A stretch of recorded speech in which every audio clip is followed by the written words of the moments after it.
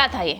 नहीं था क्या ये, मुझे बता दो। नहीं, ये मजाक हो रहा है। एक सेकंड यार, मजाक हो रहा है। और मैं गारंटी दे रही हूँ दोस्तों, कल चेन्नई की परफॉर्मेंस देखकर चेन्नई के फैंस कुछ टाइम के लिए मौन धारण पर चले गए होंगे कि कहीं का गुस्सा कहीं ना उतर जाए। इस बात का डर उन्हें खा रहा होगा। सबकी उल्टी गिनती चार। वहीं हमारे चेन्नई के कप्तान यानी कि ऋतुराज फाइनली इस पूरे आईपीएल सीजन का दूसरा टॉस जीतते हैं।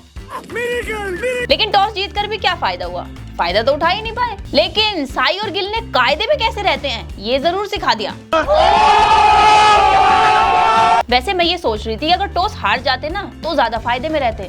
क्या बात कर रहे हैं? अरे आप खुद देखो ना, इस पूरे आईपीएल सीजन में वो कितनी टॉस जीते हैं लेकिन फिर भी टॉप 4 में बने हुए हैं। लेकिन मुझे लगता है ना चेन्नई का कल जीतने का इरादा ही नहीं था। ओपनिंग करने रहाणे जी को उतार दिया। अरे भाई ये T20 चल रहा है, ओडीआई नहीं चल रहा है। वो ओडीआई में ओपनिंग करते हैं और आपने ऋतुराज को क्यों नहीं उतारा? वैसे ऋतुराज ओपनिंग करने नहीं उतरे तो तीसरे नंबर पर आए, लेकिन तीसरे नंबर पर भी झंडे तो वो भी नहीं गाड़ के गए। लेकिन दोस्तों कल रहाणे की परफॉर्मेंस देखकर उनको जमकर ट्रोल बहुत किया गया, मीम्स भी बना दिए लोगों ने। तो जैसा कि आप इस मीम में देख सकते हैं, इसमें बोला गया है कि सीएसके का दामाद हुआ ही। समझ रहे हैं ना आप? नहीं समझ रहे, मैं समझाती हूँ। मतलब सीएसके के भाई दामाद है वो, और दामाद मतलब भगवान का रूप। भाई उनके तो चरण स्पर्श, उनके आगे कोई नहीं बोल सकता। तो वहीं एक का कहना है कि रहाणे भाई बहुत हो गया, अब तो सीएसके को छोड़ दो, मूव ऑन कर जाओ ना। नहीं। तो दूसरी तरफ भाई गुजरात के गिल और साई जो भाई भाई की तरह पारी खेले हैं दबा के। एक शेर है तो दूसरा सवा शेर है, मतलब मजा ही आ गया देख के। मजा आया। तो चलिए इसी बात पर शुरू से शुरू कर लेते हैं, और उससे पहले आपका स्वागत कर लेते हैं हमारे चैनल पर। अगर आपने अभी तक हमारा चैनल सब्सक्राइब नहीं किया है तो सब्सक्राइब कर लीजिए, बेल आइकन को हिट कर दीजिए ताकि नई नई वीडियो की नोटिफिकेशंस आप तक पहुंचती रहे। शुरू करते हैं बिना किसी डेडिकेशन के। चेन्नई ने टॉस जीतकर गेंदबाजी चुनी थी। गिल और साई आए मैदान में, और मैदान में वो ऐसा आए, वही वाली बात है कि तू डाल डाल तो मैं पात पात, एक 50 जड़े तो दूसरा अपनी 50 पूरी कर दे, एक सेंचुरी मारे तो दूसरा बोले मैं क्यों पीछे रहूं, मैं भी सेंचुरी पूरी करूंगा। दोनों की 210 रन की ताबड़तोड़ पार्टनरशिप देखने को मिली, और इसी पार्टनरशिप के साथ इन्होंने आईपीएल इतिहास की पहले विकेट के लिए सबसे बड़ी पार्टनरशिप की बराबरी भी कर ली। आपको बता दो 2022 में केएल राहुल और क्विंटन डीकॉक ने कोलकाता के अगेंस्ट पहले विकेट के लिए 210 रन की पार्टनरशिप निभाई थी, और अब साई और गिल ने भी एक कारनामा करके दिखा दिया है। जलवा है हमारा। हालांकि दोनों प्लेयर अपनी सेंचुरी बनाकर आउट हो गए, पर 18 ओवर तक जो इन दोनों ने मैच खींचा है और जो मैच में एंटरटेनमेंट देखने को मिला है वही लाजवाब। 20 ओवर में 231 रन गुजरात बनाती है, और चेन्नई के सामने अब टारगेट होता है 232 रन का। वहीं चेन्नई की अगर मैं बॉलिंग की बात करूं तो धर्मशाला में जहां चेन्नई की बॉलिंग का पटाखा रॉकेट की तरह उड़ा था, तो यहाँ उनकी बॉलिंग का पटाखा फुसी निकला। बेकार है भैया, मैं तो टूट गया।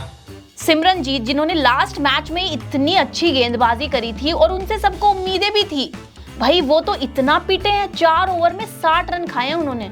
साफ साफ दिख रहा था कि ये चेन्नई का दिन ही नहीं है। अब चलो ठीक है, गेंदबाजी में मान लेते हैं कि आपका सिक्का नहीं चला, तो बल्लेबाजी में कुछ उखाड़ लेते, सोच तो सब यही रहे थे। लेकिन सबकी उम्मीदों पर जो पानी फेरा है चेन्नई ने, जहां ट्रिपल आर की तरह सुपर हिट साबित होना था वहीं सुपर फ्लॉप साबित हो गई।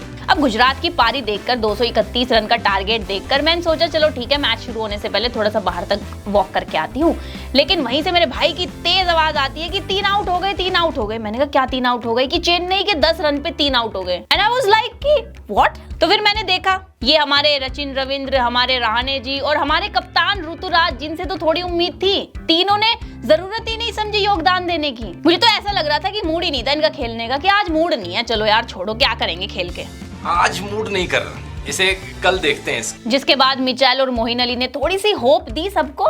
मिचेल की हाफ सेंचुरी भी पूरी हुई और दोनों के बीच 100 रनों की ताबड़तोड़ पार्टनरशिप भी चली। और जहां मिचेल 63 रन बनाकर आउट हो जाते हैं, तो मोइन अली भी उनके पीछे पीछे 56 रनों पर अपना विकेट गंवाकर पवेलियन लौट जाते हैं। जिसके बाद हमारे शिवम दुबे और जडेजा जी आए क्रीज पर, लेकिन उनकी पारी भी पूरी फ्रीज ही नजर आई, मतलब कोई खेलने के मूड में नहीं लग रहा था। फिर आते हैं हमारे थाला यानी कि धोनी। अब देखिए धोनी तो धोनी है, लेकिन कल जो हुआ वो बहुत बड़ी अनहोनी है। धोनी तो देखिए अपने दर्शकों का एंटरटेनमेंट हमेशा ही करते हैं। 11 रनों पर 26 रनों की ताबड़तोड़ पारी उन्होंने जरूर खेली, खूब एंटरटेनमेंट किया, खूब मनोरंजन किया, लेकिन क्या फायदा? 35 रनों से तो फिर भी चेन्नई हार गई। और ये सिर्फ मैच नहीं हारी है, इस हार के साथ ही अगले दोनों मुकाबलों में चेन्नई का बंटा धार होने वाला है। मतलब करो या मरो वाला सीन हो गया है अब चेन्नई के साथ। अगर ये मैच जीत जाती तो क्वालिफाई करने के चांसेस ज्यादा रहते as compared to other teams, क्योंकि दिल्ली और लखनऊ भी अब इस रेस में चेन्नई की ही नाव में सवार हो चुकी है, क्योंकि इन तीनों ही टीमों के पास चांसेस हैं 16 अंकों तक पहुंचने के और क्वालिफाई करने के। तो देखिए, ये अगर मैच चेन्नई जीत जाती तो वो फायदे में रहती, लेकिन इस मौके पर उन्होंने चौका नहीं मारा, और अब चौका नहीं मारा है जब आपको मौका मिला था तो अब आप भुगतिए। वहीं दोस्तों, आज हमें अपनी पहली क्वालिफाइड टीम मिल सकती है, विच इज ऑब्वियसली केकेआर, अगर जीत जाती है तो, क्योंकि आज केकेआर का मुकाबला होने वाला है मुंबई इंडियंस के साथ। अब देखिए, मुंबई इंडियंस तो ऑलरेडी एलिमिनेशन की रेल में बैठ चुकी है, वो जीते ना जीते कोई फर्क नहीं पड़ता, लेकिन जहां आज मैच ईडन गार्डन में होने वाला है कोलकाता में, और वहां पर रोहित का बल्ला भाई जमकर बोलता है, हमारे शर्मा जी का बल्ला वहां दहाड़ता है। लेकिन दूसरी तरफ कोलकाता के नरैन को आप कैसे इग्नोर कर सकते हैं भाई, उन्होंने तो इस आईपीएल में सबकी अच्छे से तबीयत से ले रखी है। मतलब बल्लेबाजी करने जब वो मैदान में उतरते हैं तो समझिए कि वो रन बनाने ही उतर रहे हैं। बहुत कम चांसेस ऐसे होते हैं कि वो रन ना बना पाए, और इसी वजह से बॉलर्स उन्हें समझने की भी पूरी कोशिश कर रहे हैं, पूरा पढ़ रहे हैं कि ठीक है, इनको शिकंजे में कैसे लाना है, कैसे आउट करना है। लेकिन अगर मुंबई की गेंदबाजी देखें तो देखिए कुछ खास है नहीं, और अगर नारायण की वीकनेस वो पकड़ लेते हैं, उन्हें आउट कर देते हैं तो फायदे में रहेंगे, वरना वो भी भुगतेंगे।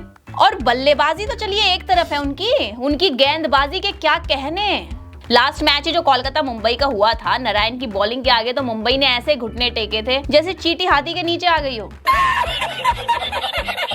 वहीं केकेआर के पास फिल सॉल्ट भी है, जो कि भाई अटैकिंग ओपनर है। फिल सॉल्ट की भी यही खास बात है कि ईडन गार्डन पर उनका भी बल्ला जमकर बोलता है। वहीं अंगक्रिश रघुवंशी भी हैं, जिन्होंने इस आईपीएल में अपनी हाफ सेंचुरी भी बनाई थी, लास्ट मैच में भी अच्छा खेला था, तो देखिए उनसे भी उम्मीद है शायद वो भी अच्छा परफॉर्म करेंगे।